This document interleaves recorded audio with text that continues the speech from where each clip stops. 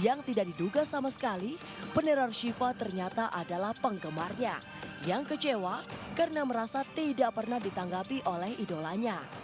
Nah, sebelum kamu lanjut nonton video ini, aku pengen kamu untuk subscribe this channel, nyalakan loncengnya juga ya. 3, 2, 1. Udah.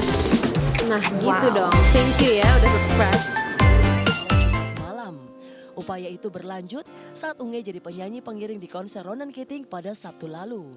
Namun, comebacknya Unge ternyata banjir nyinyiran netizen Malaysia yang menilai semestinya masih dalam masa idah sepeninggal sang suami.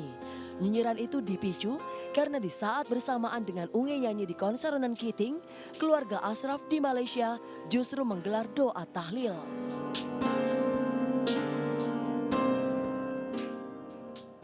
Next up, ada update info dari penyanyi dangdut Dewi Persik soal kaca pintu rumah mewahnya yang berada di lantai 3 yang mendadak pecah hancur berkeping-keping. Nah loh, ada apa ini ya? Tahu-tahu kaca pecah. Ini yakin perbuatan manusia atau jangan-jangan ada apa nih? Nggak cuma DP yang lagi deg-degan merasa terganggu, artis cantik Syifa Haju merasakan hal yang sama. Hal ini karena ia mendapat ancaman akan diperkosa dan dibunuh. Aduh, ini ngeri banget sih. Benar nggak sih kalau pelaku teror ancaman ini itu fans fanatiknya Syifa? Daripada penasaran, let's check this out.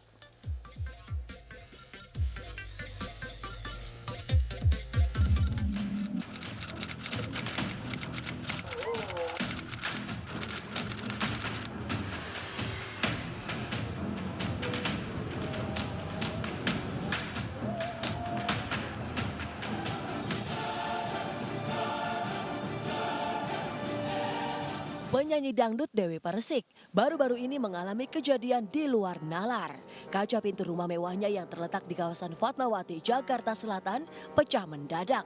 Kaca pintu yang cukup tebal itu hancur berkeping-keping. Bagaimana kaca itu bisa pecah?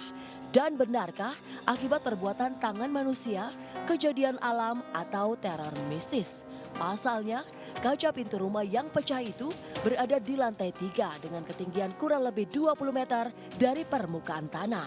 Aku dapat kabar bahwa dari penjaga rumah, dari karyawan aku bahwa di rumah tiba-tiba ada kaca yang lagi pecah. Ngecek keadaannya seperti apa.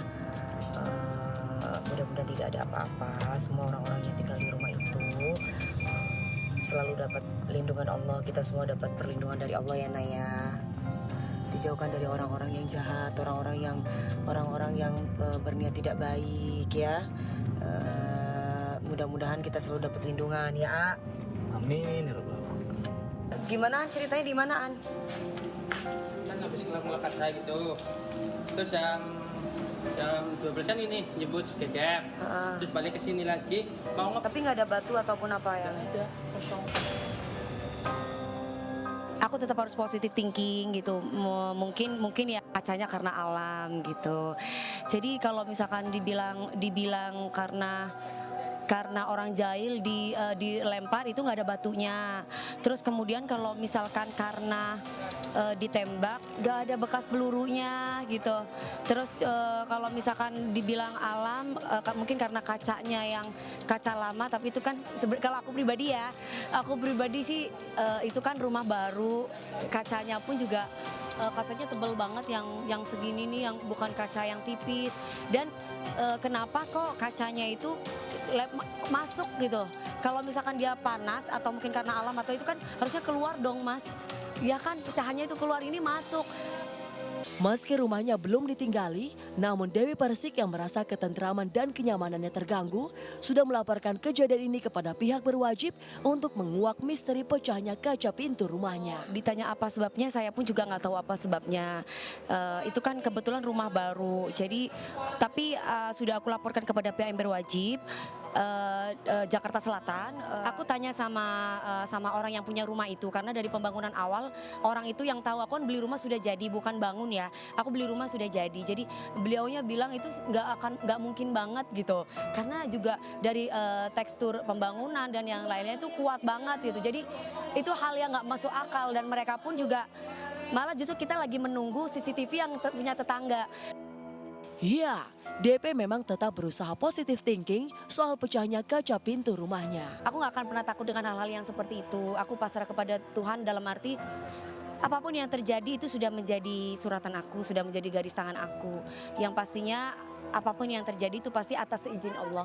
Jadi aku nggak mau yang bersuuzon yang gimana-gimana.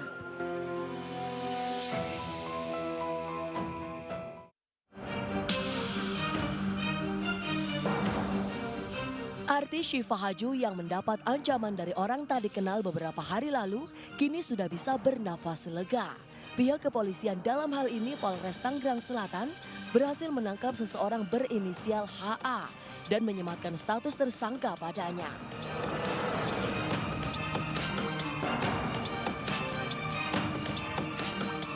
Polisi menyebut HA adalah terduga pelaku pengancaman terhadap Syifa. Rekan-rekan sekalian bahwa setelah menerima pengaduan dari saudari Syifa Haju dan alhamdulillah pada tanggal 1 Maret 2020 Satreskrim Polres Tangsel telah melakukan penangkapan terhadap tersangka HA di Karanganyar, Jawa Tengah.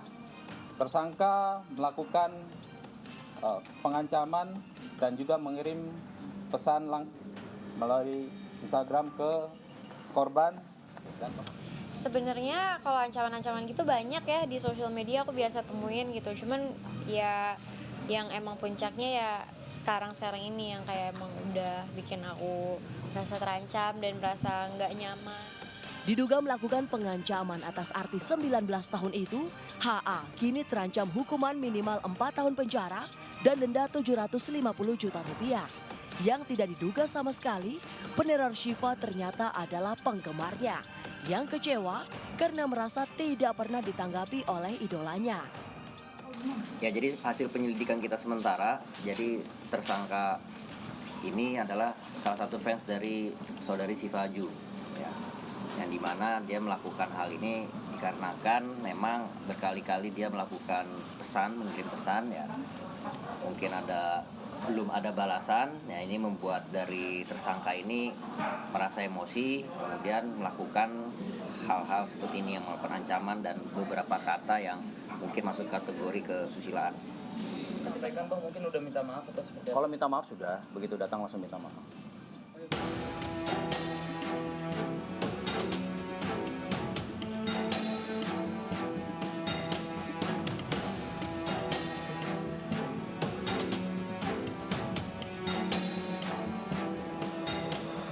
Maaf sudah dilayangkan HA untuk sang idola. Namun karena belum bertemu langsung, kasusnya bisa saja dilanjutkan ke meja hijau. Untuk itu, rencananya Jumat nanti, Syifa dan sang peneror akan dipertemukan di Polres Tangerang Selatan.